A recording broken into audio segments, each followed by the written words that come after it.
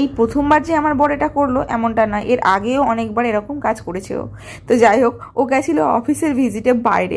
ও প্রায়ই যায় এরকম অফিসের ভিজিটে বাইরে যায়। তো ওই ট্রেনে করে যখন যায়, তো ট্রেন থেকে জানো এখন বন্দে ভারতে অনেক কিছু খাবার টাবার দেয়। তো যেগুলো ওর খাওয়ার মানে যেগুলো ও নিয়ে আসতে পারবে না সেগুলো নিয়ে আসে না।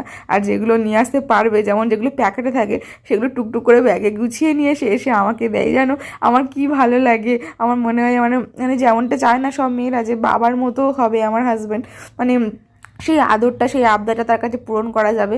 তো আমার হাজব্যান্ড ঠিক তেমনই। ওর কাছে ও ওরকম সেই বাবা যেরকম ছোট্টবেলায় অফিস থেকে আসার আগে কিছু খাবার নিয়ে আসতো, তারপরে অফিসে কিছু দিলে সেইটা প্যাকেটটা নিয়ে আসতো বাড়িতে আমাদের জন্য। আমার বড় ঠিক তেমন আমার জন্য এই মানে অফিস থেকে কিছু দিলে সেটা তো নিয়ে আসেই, এছাড়াও মানে ট্রেনে দিয়ে যা দেয়, এমনকি জানো বিয়ে বাড়িতে গিয়ে পানও পর্যন্ত আমার জন্য নিয়ে আসে। আর আমার কাজ থাকে এই সবগুলো টুকটুক করে বাড়িতে বসে বসে খাওয়া।